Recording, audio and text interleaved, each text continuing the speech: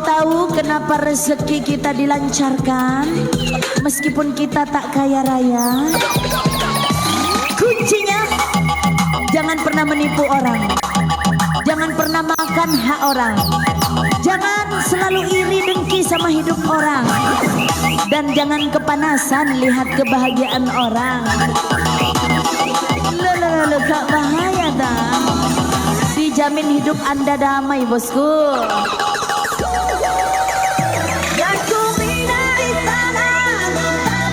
Udah buah restu ibu pasang induk gadang malang. Tak mau menyenggol tapi jangan disenggol bos. Awas bos.